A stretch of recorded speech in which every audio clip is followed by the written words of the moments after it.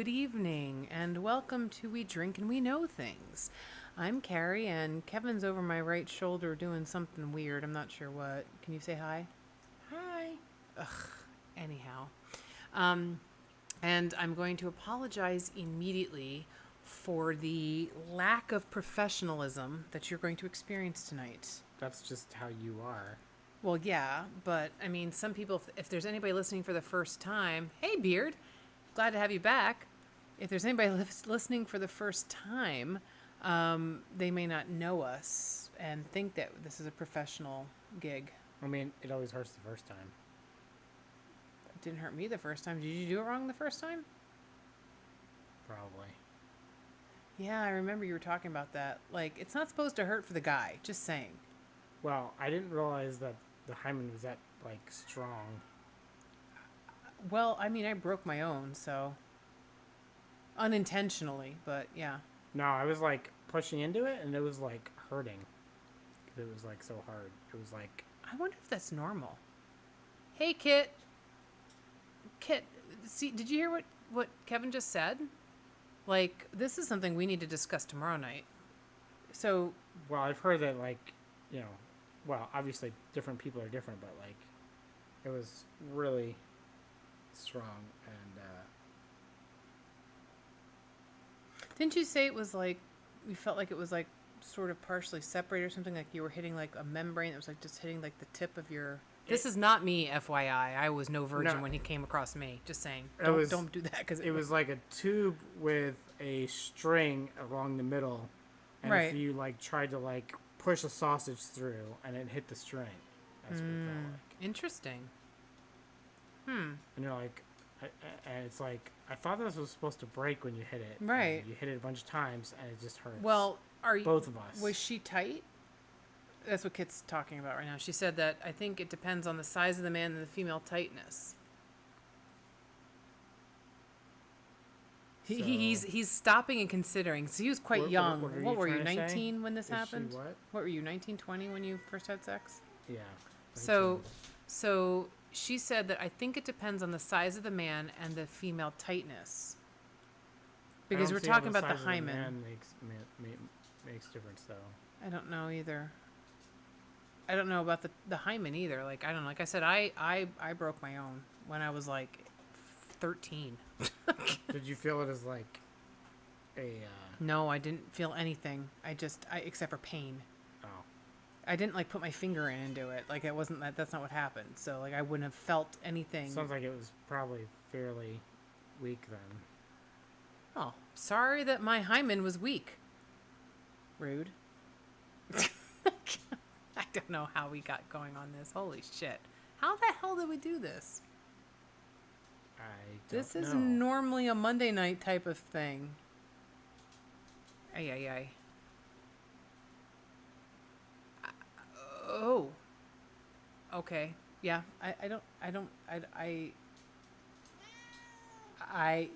Kevin's looking funny. He doesn't know the whole story, so I'll tell it to you later.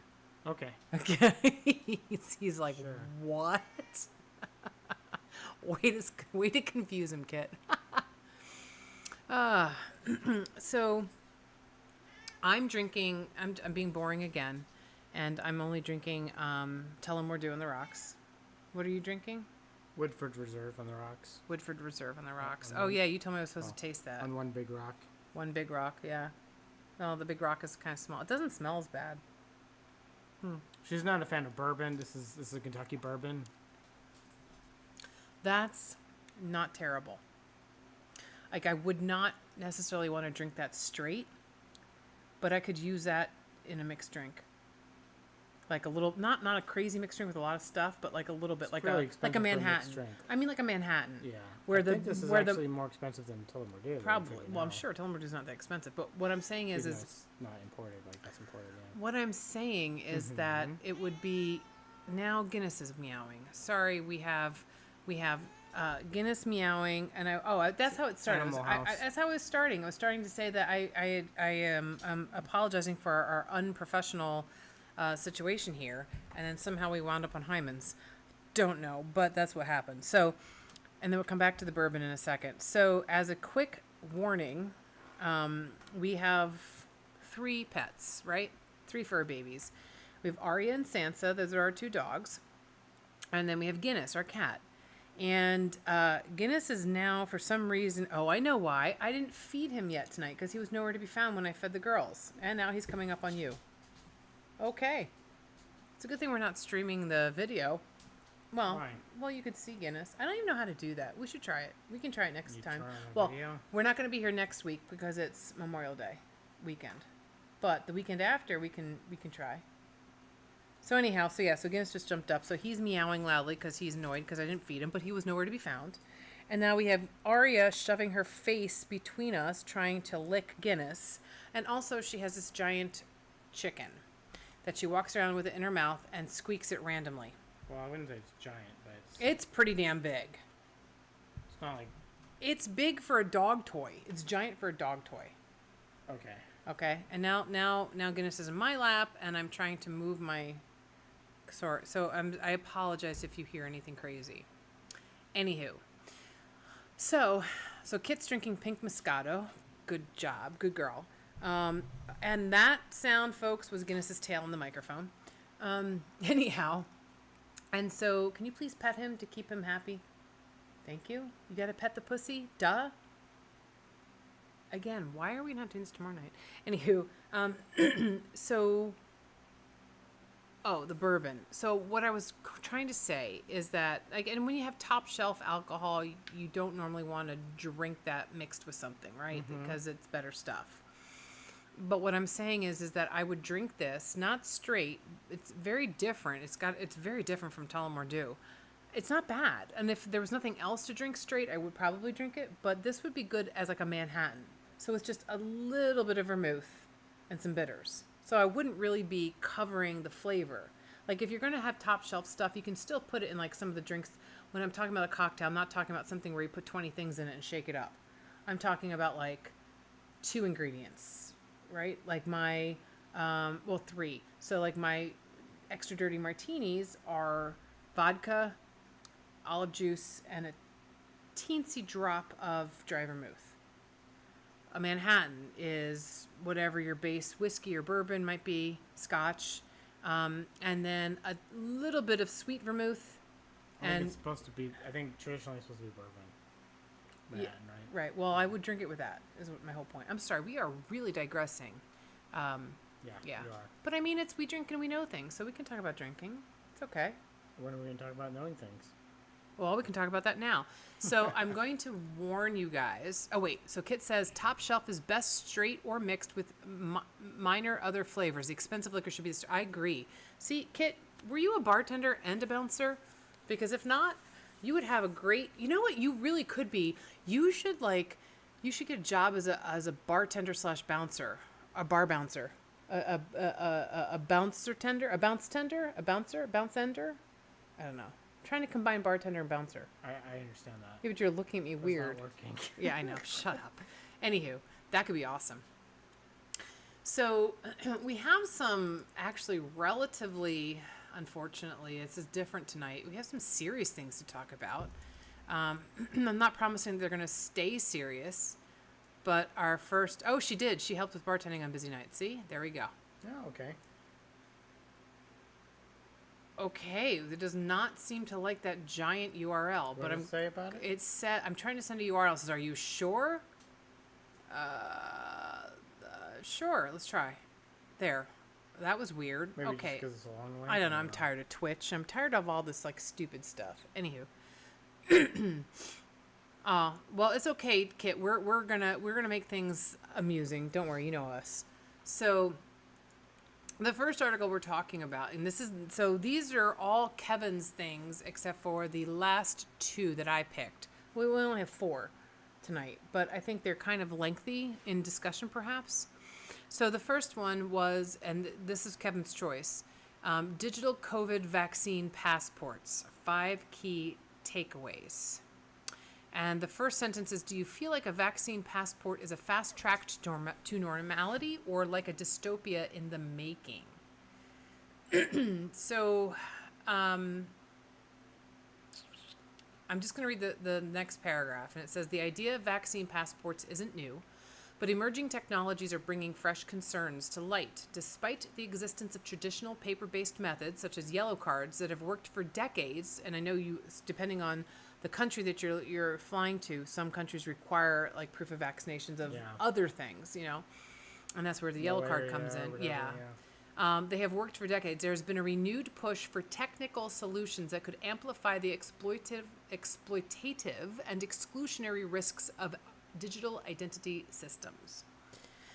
So, to cut to the chase, this article, they had 3 people that they were talking to, 3 experts. And the first question was, do they need to be digital?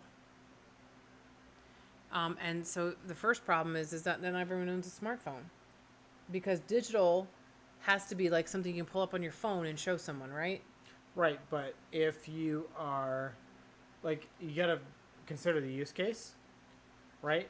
So if the use case is for flying, you're buying a plane ticket, but you don't have a smartphone, like, I think I can buy a smartphone for less than I can buy most plane tickets. Well, most people buy plane tickets on their computer, right? Yeah. So, I mean, I don't know. But even just considering the cost, like, can I buy a plane ticket or can I buy a smartphone? Like, what? What? I don't understand how that's how you're making that equation. Okay. Like, how are they similar? Well, they're not similar. Well, what I'm saying is, if you don't have the resources, the money... That may not be the point, though. What's the point? So, I don't think the point is that not everyone owns a smartphone because they don't have the money for it. Okay. So, and also, it's not just flying. You understand that, right? These digital passports they're talking about, like, to get into, like, baseball games and things like that. So, it's not just to be able to buy a plane ticket. So, you might be able to, if you live in the middle of Montana and you have terrible cell service, maybe you don't have a smartphone because there's no need for it because you can't use it anyhow. Right, but the comparison is the yellow cards, right? Well, that was the beginning, but I mean, that's not the only thing that these things are going to be used for. Like, Cuomo, the asshole governor of New York, is talking about doing something called the Empire Pass. And that's supposed to be a digital vaccine passport so that you can get into, like, concerts at Madison Square Garden and all that. Not Montana. Well, I know. But, I mean, we're talking about a lot of tourists and things like that coming from out of, state or whatever. And also, that is the Empire State Pass. So here's the problem with that one. So that is one state's version of a vaccine passport. So there's no one universal one. And so some states have them, some states don't. So if, we live in Pennsylvania, if we want to go to New York and we want to go to Madison Square Garden, I don't know that you can't really use, I don't think the Empire would pass, I think it's what it's called, because we weren't vaccinated in New York. So it's connected with New York because they have the vaccine records. So vaccine records in Pennsylvania do not flow with New York, so how is that going to work? But wait, what part of this are we talking about? Are we just talking about, does it need to be digital first? Well, I think that's the bottom line first, right away. Like, why does it have to be digital? Like, you all have cards, you can show a card. And if somebody says, oh, well, you can fake cards. And like, well, yeah, you can fake it doesn't make any sense to me. Like, I don't know why it has to be digital. So not everyone has a smartphone. And here's the next part. Maybe people aren't, like, comfortable with putting all of that information onto their smartphone or into some sort of app. Like, that's problematic right there. What kind of information are we talking about? Well, if you're going to put your vaccine information, then you're probably going to have to put, like, your social security number and all that other something to identify. How do they know it's you? How are those records kept? Did you give your social security number to get a vaccine in Pennsylvania? So then who has the records? How do they know it's me? My question. Did you give... So how do they know that it's me then? So why does it have to be digital? Why can't I show a card? Whoever's checking for the records in order to upload it into your digital passport. Or are you saying your digital passport is just going to be a photo of your ID card, your vaccine card? I don't know what the digital form of this is going to be, but can we... Didn't you read the article? I did, but let's focus on one thing. So what portion are we talking about right now? Do they need to be digital? Okay. No. Why? Right there. Accessibility is a core problem. Accessibility. Do you think your mom could pull up a digital passport thing on her phone? As opposed to having a card in her wallet. Okay, but what happens if you lose the card? I don't know. That's your own stupidity. Have you lost your social security card? I have no idea where it is. I do. I know where it is. And sorry, the dog is squeaking in the background. But does it really matter? No, it's the number that matters. Right. So why not just have a, like, I can give you this number. Is equivalent to, like, having a number. Why not just have it be digital? All right, let's go backwards. I'm fine with not having a digital copy of this, but the question is, what's the disadvantage of having it being digital? That's my question. Why would you not want it to be digital? I think that if it's digital... Yeah. So Kit said, I still say the government is crossing strong HIPAA violations. So if it's digital, how many people can have access to it? So, like, you have to have, like, app company that's making it is going to have access to your information, right? But your information is just that you had the vaccine, right? Well, yeah, but was that where it's going to stop? See, I think that would start a whole thing with more, like... But let's just assume that it's just the same information that's on your vaccine card, which is literally today, right? It's just your name, the type of vaccine you got, even the batch number, the date, and that's it. Mm-hmm. Your social security number's not on there. Your medical history is not on there. The information you fill out before the vaccine to check if you have, like, pre-existing conditions, whatever, is not on there. If just that information is digitized, is there a problem with that? Well, there's apparently a problem in New York State because people who got the vaccine, people I know who got the vaccine, and then tried to sign up for the Empire Pass, I guess they're supposed to connect, there's like and this is just for New York State, but I guess there's some sort of step, excuse me, where you connect, like, on the app to, like, so this is the site that I got my vaccine at or something. There's some way that it connects so that the app pulls your records. And there are people who can't, that their records are showing up as not there. Like, there's no record of their vaccine in the database that this app thing is supposed to be pulling from. Okay, so that sounds like it might be a problem with the app, that the app doesn't pull your records. Okay. But that is a potential problem with this implementation, but not in general that it shouldn't be digital. Right, but here and Kit's making a good point. This is ridiculous. I'm sorry. I mean, I got the vaccine. You got the vaccine. I don't have a problem getting the vaccine, but I think that, running around having to prove to everyone you have it is ridiculous because, as she said, we've all got, like, vaccinations as kids. I had to prove that I had them when I went to college, to get into school, public school. I had to prove that I had had my vaccinations when I went to college, and I had to prove that I had my vaccinations when I began as a teacher at Delaware Valley, and then when I went to the New York State Department of Education. Okay. Those I understand the why. I mean, those are specific, like, occupations. Teaching is a specific occupation where you have to prove that you've been vaccinated because the kids are not. I mean, I get that. I don't have a problem with that. Okay. So if you're not in healthcare or in, like, maybe probably working in like prisons, like where you're in really tight quarters with the same people, okay, or in education, why you don't have to right now? You don't have to prove you have any vaccines. Yeah, but that's not what we're talking about. Yeah, but I'm talking about that now. Okay, so it kind of, because it leads in, no, I'm not changing the topic at all because it leads into the whole thing about digital passports. So whether it's digital or on paper, why? Let's start with this. Why do you have to show proof of the vaccine? You don't have to show proof of any other vaccine unless you're in a very specific career field. But that's a very different question than what I thought we were talking about. But it's kind of connected. So it's just because it's like, does it have to be digital? Why do you have to do it in the first place? Okay, fine. We're talking about that. Why did you do it in the first place? Yeah. I don't know. Okay, well, that was a great answer. I mean, that's not what I thought we were talking about.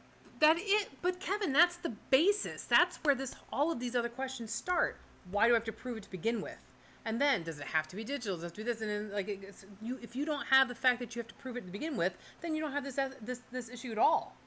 This whole article is based on why do you need to have the, proof of this? Like, you have to have the digital one. Is it okay to be paper? Why do you have to have proof to begin with? Period. Sorry, I thought just in talking about this, we were assuming that there was some need to verify that you had the vaccine. Well, here's the next part, right? So whether you agree with the digital thing, because I don't think it's fair that it has to be digital, number one. Okay, sure. But here's the next part. It says COVID-19 vaccine passports could further increase societal inequities. And that's true. So not everyone has equal access to the vaccine, right? It depends on where you are. I mean, it's getting better now, right? But still. So here's the thing. Some people are making decisions that they don't want to get it. And that is up to them. It is their body, their choice, right? So they, and as long as we still have abortion rights in this country, I will fight for them to have that choice. Okay. And you take abortion rights away from somebody, and now it's no longer your body, your choice. Well, then there's a whole bunch of other things that need to fall then in that case. And that's my point. I'm being facetious, but that's my point. So your choice not to get the vaccine, right? So, and I know some of my students are like very against that because I have a lot, I teach all minority students, right? And so a lot of them have a lot of issues and worries about getting it, like legitimate worries, right? So now you're saying that, people can move all around, they can travel wherever they want as long as they can prove they had the vaccine. So someone else who can't prove they had the vaccine, you can't get on this plane. So now it's like, no, you can't do it. I don't know. Like, is that fair? Like, I mean, if people have gotten the vaccine, right? And they can like walk into a store right now without a mask. Mm-hmm. So people who are walking in the store who don't have to, if you don't have to prove that you have the vaccine, who is it going to hurt the most? The people who are going into the stores without the masks if they didn't have the vaccine.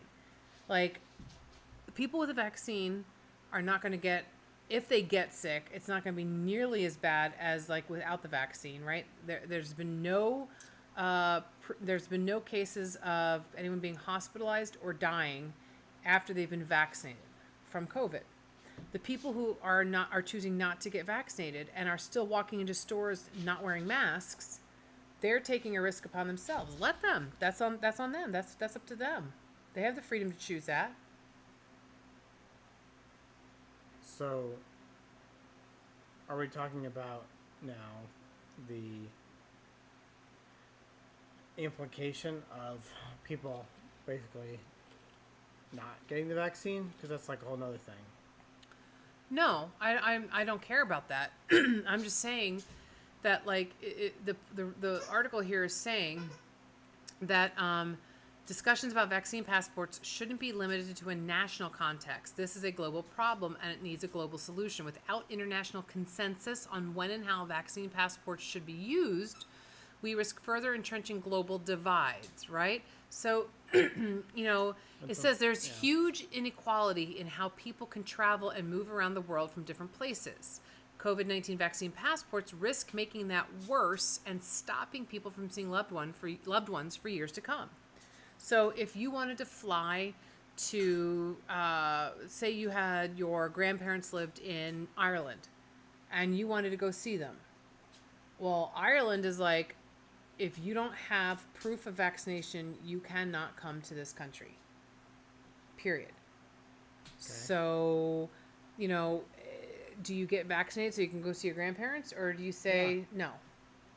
Yeah, I get vaccinated. Okay, that's fine. I'm just saying that like the vaccine passport, what their point is that, people. What about people who have like sincere medical reasons or religious reasons to not get the vaccine? Listen, I already have, how I feel about the religious part, whatever. It's stupid. And it's been proven that the vaccines are not using any kind of human embryo crap, whatever, for you Catholics who are freaking out about that shit. Sorry, not sorry. If you don't believe in the magic of vaccines, maybe you shouldn't believe in the magic of traveling by air. And you should avoid that. So... right? Because that is not something that God didn't build airplanes. Humans did. So... if you don't believe in the God and the human-created vaccine, then you shouldn't believe in the human-created airplane, and you should stay in the fucking ground. Okay. So, and I agree with Kit. She says, I think digital is just so it's more professional and accurate than the cards that have been faked. Yes, and I get that too. But, I mean, it's just, you of all people who talk about like cybersecurity and like watching your passwords and all that, how safe would this thing be? Only as safe as the people who are using it? It's what do you mean by safe? What's the risk? So I don't know. There's no nobody actually says what information is going to be in there. Right, because it hasn't been determined.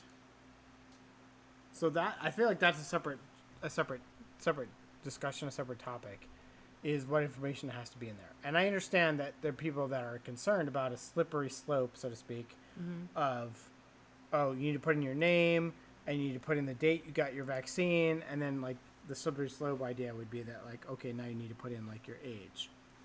Now you need to put in some other information like, oh, are you a smoker? Then you put some other information. Right. And then they're building a portfolio about you. I totally get that. They did that when I got my shot. But I think that's a different discussion from the you can have a digital passport saying that you attesting to that you had the vaccine. I think it's a different thing. Yeah, I'm not a fan of the like complete health profile of everyone being accessible. I'm not a big fan of that. But I think it's okay for vaccinations because that affects more people than like, oh, I have a history of heart disease in my family. It's more of a personal problem than did you get the vaccine, because you might be carrying this virus that can infect other people and can also, mutate and create new strains. I think that the problem is that you have countries who are like not going to like so every country has different, well, every state has different requirements too, right? But I mean, if you're talking about like foreign travel, every country's different. So, I don't know what the answer is when it comes to people who want to travel to other countries, and if they refuse to, well, now we're getting into the refusing the vaccine part. I was just talking about you're right. I was just talking about the digital aspect of it. I mean, honestly, I took a picture of my vaccine card. I have the front and the back of it on my phone. I took a picture of it. I'm okay with showing people that, and then showing proof of my identity. Yeah, what if that's basically the digital passport then? That's fine. Like, I don't think it's a big deal, but that shouldn't be the only way that you can do that, because again, some people may not have smartphones where they can pull that up. You should have an option. But I guess the question is, the places where you would need to display this digital passport, right? Digital. Yes. Are those places where people who don't have smartphones are going to be going? Like, I think it's mostly like air travel and like large entertainment. Yeah, venues. like say Madison Square Garden or Yankee Stadium. Should you be going to Madison Square Garden if you can't afford a smartphone? Probably not. You keep equating it to affording it. I don't think it's Smartphones necessarily are cheap as hell. I don't think it's necessarily a picture. I don't think it's because people don't like. I don't think that if you don't have a smartphone nowadays, I don't think it's necessarily because you can't afford it. It is probably a personal choice. I don't think it's necessary. Well, I mean, and also, like, what about people in like some of the poorer countries? They may not have smartphones because they don't have the money for it. Okay, well, I'm talking about America. Well, if you're only talking about America, I think that people probably, they don't have a smartphone. A lot of people who don't might be older people. You know what I mean? You have, like, I mean, and then there are, like, don't forget you have a lot of contracts and stuff. Like, some people have, like, they used to call them the Obama phones, right? It was basically like a little phone that just like you could, if you had to, you could like, text and call, and that was it. But there's no special screen. And I know you said they're cheap now, but I mean, it's not necessarily a matter of money. Some people prefer not to have smartphones. My Uncle Bob did not have a smartphone. You know what I'm saying? So like you can't automatically say, oh, well, they should be able to get a smartphone because it's cheap. That's not necessarily the point of people not having smartphones. That's not the point of people not having money is not what's preventing them from getting the smartphone. They just don't want a fucking smartphone. That's my point. It's not just because they're cheap. That doesn't matter. Just because something is cheap doesn't mean that I should have it. Everyone has a fucking pencil. Why don't you have one? They're cheap. I just don't have a pencil. Well, if you want to go to Madison Square Garden, maybe you need a pencil. Well, that's fine. Then they can make that decision.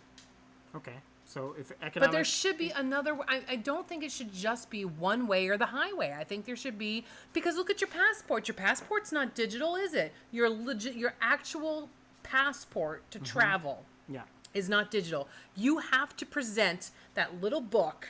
Right. So why isn't that digital?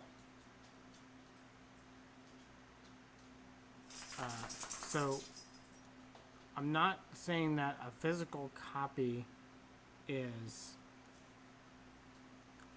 inferior. What I'm saying is that if it's for a relatively short-term pandemic, a few years, why waste the resources to print out passports for your vaccine or like stamp your passport? Not everyone has a passport. But that's what I'm saying. Not everyone has a smartphone. So you need to have options. You can't just expect everyone has to have a digital whatever, even if this is not even a moot point. I'm just saying, like, it doesn't have to be digital. There should be other options. Sorry, that's not fair. And look, so Cruddy just said, I know lots of people don't have smartphones. Okay, so it's okay to have an alternate option. Yes, that's what I'm saying. Okay, sure. So I would say that, yeah. It does not have to be digital. I would say yes, it doesn't have to be digital.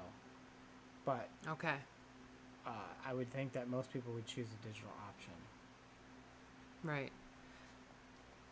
Well, it's fine. You can choose a digital option. That's fine. Well, and the bottom line is this: I don't see this happening, except for maybe if you're gonna fly abroad, if you're gonna travel abroad, if you're gonna go to a different country. That's how the yellow card works, I think.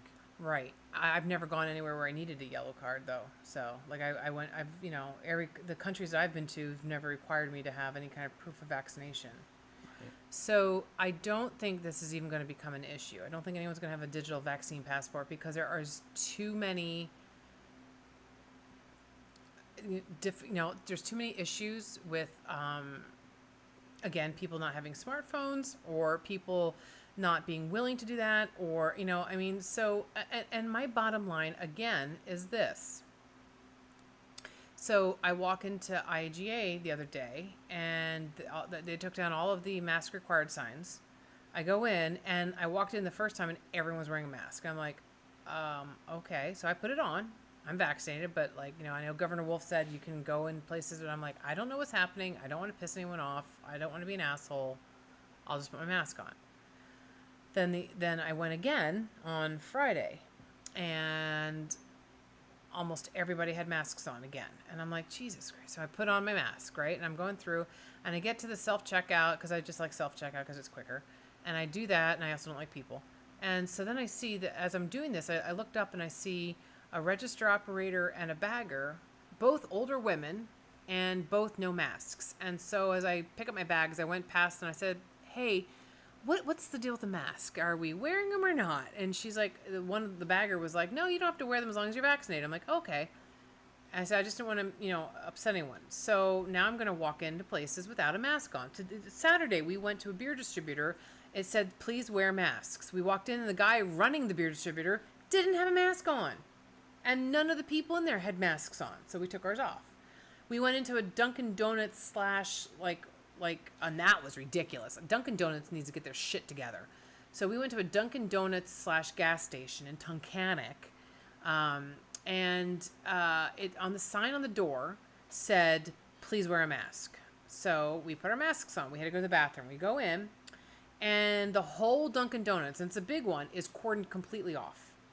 And the drive-through was a mile fucking long, trying to, but then they were still doing pickup orders. Like I saw a woman in there, and there's a whole bunch of drinks on the side that you could pick up. They wouldn't take your order face to face. You had to sit there on the woman that was, because I had to wait to go to the bathroom, like there was somebody in front of me. The woman's on her phone. She's like, how do I do this? And so there is literally a worker helping her place her order on her cell phone in order to pick it up, and she's standing right fucking there. Like, that is fucking retarded. It's stupid. It's asinine. Like, get the fuck out of here. However, and here's a great segue into your next article. I mentioned this to Rini. That's a friend of ours. We were at their house on Saturday. I mentioned this to Rini about the ridiculousness of this whole setup with, at least this particular one, with this particular Dunkin' Donuts. And she said that they're having a hard time, that they don't have enough people to be able to open fully. And so they're only doing drive-through. I wouldn't want to work there. I wouldn't either. So the next article that you wanted to bring up is the myth of labor shortages. So I think that, and that's from the New York Times. But see, first off, the title is misleading. I know where they're going with this, but the title is misleading. The myth of labor shortages. There's no labor shortages. That's what that title says. Mm-hmm. That's bullshit. There are plenty of places who can't get workers. So it's a shortage of labor for them. But after I've said that now, I will say that and I agree with you. I know where you're going to go with this. It's not that people are unwilling to get jobs, but they're unwilling to work at some of the jobs that are open, right? Mm-hmm. So we've talked about this, and so this is a weird double-edged sword, right? So the beginning of the article says, the chief executive of Domino's Pizza has complained that the company can't hire enough drivers. Lyft and Uber claim to have a similar problem. A McDonald's franchise in Florida offered $50 to anybody willing to show up for an interview. And some fast food outlets have hung signs in their windows saying no one wants to work anymore. The idea that the United States suffers from a labor shortage is fast becoming conventional wisdom, but before you accept the idea, it's worth taking a few minutes to think it through. Once you do, you may realize that labor shortage is more myth than reality. So I know that first off, a lot of people are going to come right out and say, and I'm not looking at the chat room right now because we're looking at the article, but I'm going to say that a lot of people out there are going to believe that the unemployment is too good and people don't want to work because they're getting more money on unemployment than they are working a job. So listen to what that sentence just basically said. So if this is true, right?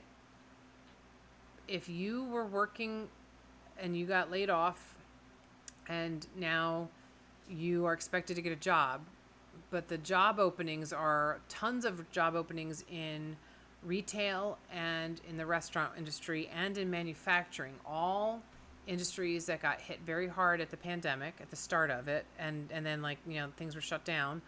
And then, as you've said before, Kevin, like for instance, in retail and in restaurants, the people who are working were dealing with a lot of shit from a lot of angry asshole customers who, were taking out the mask mandates and stuff like that out on the workers.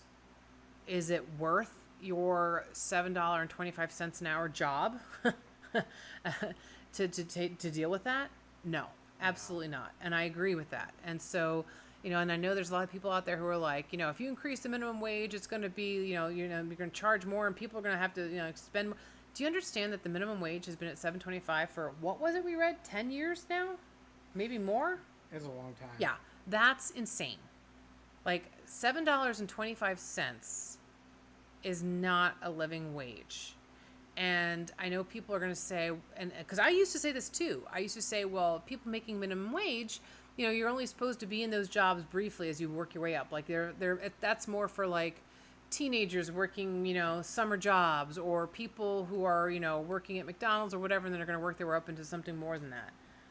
But there are so many McDonald's and other fast food restaurants and so many stores of all kinds. So many of them were considered essential workers. Yeah. They were considered essential workers, but then they weren't paid anything more. Some places did. Shit. Some places gave bonuses and paid more. Like I think Amazon and Chewy were two of the ones that upped their money to the people while they were working. Whoever did, I'm sure they have some. They have a less labor shortage. Yeah. Yeah, I mean, look at the manufacturing too. Like, who wants to? And I think I brought this up I don't know if it was last week with you or with Dan or whatever, I sure as heck wouldn't want to be on, like, say, the poultry production line. Working, like, you're standing elbow to elbow with people. You have chickens coming at you like crazy, and you're, like, trying to butcher them so fast. And it's dangerous. Like, those knives are ridiculously sharp. And if you're trying to go so fast, because if you don't go fast enough that you're not, doing enough with production. And so it's dangerous. You're in tight quarters. It's like, I would never want to. They're just waiting to be replaced by robots. Yeah. And so, I mean, those are tough jobs to fill, I think, normally. Here's the other part. And again, I used to believe this too. I used to be like, well, they can fucking get a job. Like, what the hell? And, I realized, I was very ignorant. Something that I, was not totally aware of, and I should have been, but, so we talked about this. It's like, depending on what your job was. So, I was a teacher, in Pennsylvania for 8 years, and I lost that job. And I busted my ass because my husband at the time, my ex-husband now, we had just built a house, and he was stressed, like, how, he was a teacher too, but he was like, how are you gonna afford this, if you just lost your job? And so I was working as a church organist. I was working during the day as an accounts manager at a country club, and in the evening I was a waitress or a bartender or hostess or whatever whatever was needed. And then I was also in a band on the side making some extra money. It's like I had a fuck ton of jobs, and I ran myself ragged trying to make enough money just to make the bills that we had. I couldn't collect unemployment because it was basically a mutual agreement that we didn't get along at my other building, at my school. But, like, now, if I got fired, right, from my job, which, would be crazy, but what the hell, you can only collect so much in unemployment. Like, I'm not collecting what I made, right? You don't collect what your paycheck was. No. And the more you make in a paycheck, that's the bigger the difference. So, like, we have a house, we have the apartment, we have a car payment, we have bills. And if I lost my job and was collecting unemployment, that wouldn't be that much. But it would be more than getting a job at $7.25 an hour. Even if you want to give me a $50 sign-on bonus, whatever, stop with these sign-on bonuses. How about we make minimum wage a living wage? I'm not saying your minimum wage, because right now you can't live on $7.25 an hour. I'm sorry, you can't. Not in most places. In some places you might be able to, but you're not gonna, like, have an easy life. You know what I mean? So that's part of the problem here. What's part of the problem? That we're not paying enough for these jobs. And I used to believe that you shouldn't have to pay a lot for somebody who's working at McDonald's or 7-Eleven or whatever. I used to think that, well, those are, more menial jobs. You don't need a lot of training, so you shouldn't have to get paid a lot for that. But $7.25 an hour as the minimum wage for the last 10 years, and there's been inflation, that needs to be looked at. Like, you need to raise the minimum wage. You need to they raise Social Security like ridiculous little tiny amount, but, like, they get a cost of living increase, right? And it's not very much at all. It's 1%, 2%. That's terrible. Well, I agree. But the minimum wage has been stagnant for 10 years. So where's that 1% or 2% a year? So here's well, sort of a sidestep before we get into this more. What should wage be based on? I think.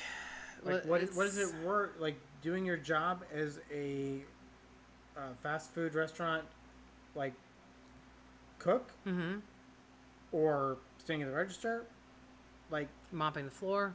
What is that worth, and how do you determine that? Well, here's the problem, because you and I might say, well, that's not worth that much. You didn't have to go to college for that. You didn't have to, you didn't have to finish high school for that, whatever, right? So that's education based, okay. Right? But here's the crux of the problem. So what is it worth is what the big corporations say what it's worth, and they are making hand over fist so much money. They can afford I'm not talking about the little mom and pop places. That's a little different story. I'm talking about these big, like McDonald's, Home Depot, all these places who can't afford, who can't, can't get anyone to work for them. Well, maybe if you stopped raking in billions of dollars in profits and gave back a little bit of that, so maybe you're only raking in hundreds of millions in dollars of profits instead of billions, you could pay people more, you could make them happier, you could give them health insurance. You know what I mean? Like, do you? Well, yeah. You know, like Bill Gates or Jeff Bezos or whoever. You are so fucking rich. Do you need to pay your workers such a minimal amount just so that you can be richer? Like, at what point is wealth so ridiculous? It's like you don't need more. Why are you being an asshole? I'm just saying, like, in general, like, cut the idea of profits out for a moment. How do you determine how much someone should be paid for something aside from your bottom line? And I know that has a big impact on it, but if we take that away for a second, someone who serves ice cream at your ice cream stand, someone who sells boats on a dock, someone who sells cell phones, someone who does whatever. How do you determine what their salary should be? Is it education? Is it like just... I think it's work ethic and the ability of them to perform their job well. Well, now you're talking about I'm not talking about the individual. I'm talking about the position. You're hiring this position and you have a salary range in mind. Like, I'm going to pay this to this. And if you're really good, I'll pay you this. But if you're not so good, I'll pay you this. Okay. Right? How do you determine that? I don't know. Like, the more difficult the job, the more money you get? I don't know. Well, what's difficulty? Like, I've done different jobs, but I've never been on, like, an assembly line. But I think being on an assembly line is pretty fucking hard. Yeah, I think so too. And if I was getting paid the same to be on the assembly line of a meat processing plant, or to be mopping the floors at McDonald's, writing software, what I do now, assuming I had the skills to do both, I would definitely choose writing software because I think it would be an easier job. Yeah. Would you choose to, like, assuming you had the same skills, to, like, teach a class and you got to pay the exact same amount of money to teach a class or be in the assembly line to process meat? Oh, no. I'd be teaching the class, yeah. Yeah. Because it's fucking easier. Being on the assembly line, some of these jobs are, like, not fucking easy. No. And look at the Amazon and employees. Get paid shit. Yeah, the Amazon employees who, like, are, like, running around from one side of the warehouse to the other to try to get, like, and they can't even get a chance to freaking pee. It's not easy, so you're not necessarily getting paid because it's an easy job. Right. Yeah. I don't know. But so it says the corporate profits have been rising rapidly, right? So maybe, and it shows there's a graph here. And if you ever get a chance to look at this article, it says changes in U.S. profits and worker pay since 1960. And so in 1960, wages and salaries and company profits were pretty much moving together. Like, they were fairly close. There was like in 1980 where the company profits kind of went higher than the wages and salaries, and then it came back down. And I would say it's pretty even through about 2000, and I'm guessing about 2. And then at about 2002, company profits went sky fucking high and left wages and salaries way below. And it's insane.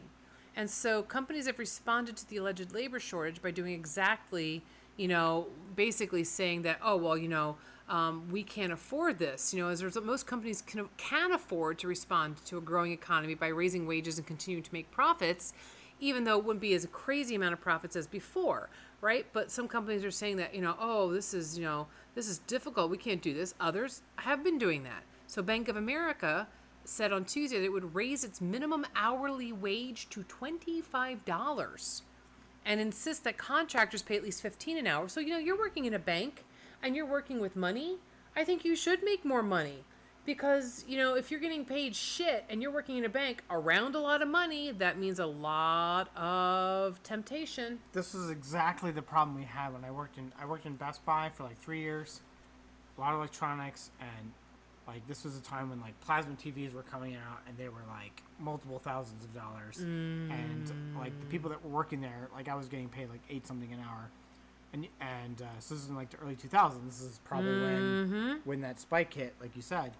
And we had a shit ton of theft. I didn't steal anything, but we had a lot of people stealing lots of stuff because they just couldn't afford it. Right. We had, and like internal theft was way worse than external theft. People would like a shipment would come in and they'd steal like just an armful of cameras, and that would be like $10,000-$20,000 that they could fit in their arms. Well, and we talked about this. It was like back in like when did this like start to become a problem? Like when did like being a shoe salesman or a a clerk at a grocery store or whatever stop being an okay profession, right? Because in the 50s, the 60s, even in the 70s, the early 70s, like you could expect to be able to have a family and afford a house, a modest house, on a salary if you were working a job like that. Like, you didn't have to be a big executive or you didn't have to be whatever. Like, you could literally afford all of that, like the American dream, by working, as a... having a convenience store. Yeah. Having a grocery store. Right. Not even owning it, just working in one, I'm saying. Yeah. Like, that used to be okay. And somewhere along the way, apparently in the 80s, we had a sharp uptick in inflation. And, and then in 2000 and about 2 or 3, then the profits of the companies went sky high and wages didn't match. So, I mean, it's not, if you think of it that way, and some people will be like, oh, well, if you want to make more money, if you want to have a good life, then you should go to college and get a better job, or go to a trade school and get a better job. But, I mean, what is a better job? Like, I think all jobs are, have responsibilities and have, like, it's just, I feel like that we lost sight along the way of, the fact that people used to be able to have a job working at the grocery store as a checkout person and still be able to afford things. This seems like a perfectly reasonable evolution of the capitalist system. Because if you're not aware, the driving force in a capitalist system is profit. It's making money. And if you can figure out a way to make more money and spend less, and part of your spending is your employees, right? So if you can figure out a way to make more money, make more profit, and pay your employees the same or less, you're going to do it, because that's what capitalism is. You increase your profits, yeah. So, it's... so, and we were talking about this. President in like 2001, 2002. It was George Bush, Jr. Well, not Junior. George W. Right? Yeah. So I know that some of the people have been like, oh, we got to take away the extra unemployment benefits and all that. I think that unemployment's okay. I do disagree with the let's give them the extra bonus of an extra $300 a week or something like that, because and what made me realize this is that what about all of the people who worked straight through the pandemic, like people like my sister who had to be in person. She was an essential worker. She was in person at multiple stores. She's like a manager of like a small family-run chain of pet stores. And so she has colitis, she has Crohn's disease, she's over 60, and yet she was going in person every single day and working. And, so where's her bonus? Well, I agree. Anybody who was a essential worker who was like dealing in and had to go in person. Retail, restaurants, grocery store, all that. I completely agree. I would be totally about giving them bonuses for this time period.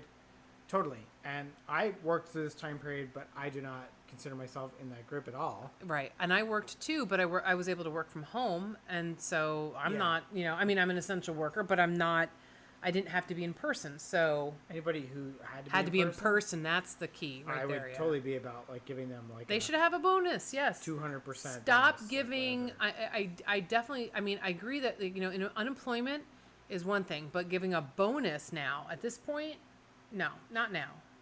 Maybe at the beginning, yes, bonus it was. To what? So they've been giving like a bonus of like an extra $300 above your normal unemployment each week. You're talking about unemployment. Yeah. Oh, I don't think it's a bonus, but so know it is. It's a government bonus. It's you get your normal unemployment from your state, and then the government is giving you an extra $300 a week bonus on top of that in unemployment. So that's an extra $1,200 a month.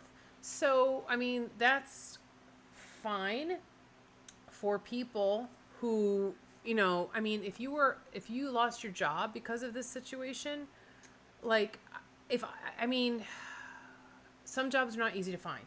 I get that. But I'm the kind of person that if I lost my job, say I was in a profession where, I lost my job because of this, I would be looking for another job. I mean, I'm not the kind that can sit back and just collect unemployment. I wouldn't be like that. Like, I really wouldn't. I would be moving and looking and trying to find something. I've never collected unemployment in my life. I've been lucky enough not to have to. I haven't either. Yeah. I mean, that's, unemployment is there for people who need it. Like, we pay into unemployment. Yeah. So, I mean, if we need it, we should be able to get it. But that's another thing. You've paid into it. So, if that money runs out that you've paid in, so you've paid in, say, $20,000 into unemployment, you should be able to collect that $20,000. But then once you hit that $20,000, you should be able to collect what you've put into it. What if your unemployment, like, what if your unfortunate situation is early in your career and you haven't put much in yet? Right. I know. So there should be like a stopgap to help people like that. Should you only get more money if you're older, like you've done your time, so to speak? I don't know. Yeah, I know. But what happens to all the money we were paying in if we never collect unemployment? What happens to that money? What happens to all the money you put in for Medicare? It goes to pay for people who are older than you that are on Medicare. Right, and then the people who are younger than us are supposed to pay for our Medicare. Yeah. Which brought up the next couple articles, but we're not going to get there. Because it's actually 9 o'clock almost. Do we have a silly article we can talk about now? For a minute? Well, it's not for like 5 minutes? silly, but it's annoying. It's sort of silly, but... It's not silly, but it's annoying. Well, all right. I think it's silly. Well, it has the word Florida in it. Yeah, so then it's definitely silly, right? So... I can't take this seriously. Florida, yeah. So Florida, instead of Florida man, it's Florida school. Florida school is issuing refunds to families after editing yearbook photos of 80 female students so they'd appear more modest. Oh. Holy fucking shit. So if you get a chance, and if you're in the chat room, you should click on that link and go look at this. So the pictures they showed. So there is a 9th grade high school student, right? Riley O'Keefe. Pretty girl, cute dimples, very nice. She has like a black top on and a sweater over it, right? You can see what's probably about maybe an inch of her cleavage. Like, it's nothing horrible at all. Like, there's a tiny line that you can see. She doesn't have large breasts. It's whatever. Whether she does or not is immaterial. She's covered up. It's perfectly acceptable. I would not have noticed anything until you see like the second photo. Yes, because and it's like now it draws attention because you've seen the other one before. Yeah. And it's like, wait.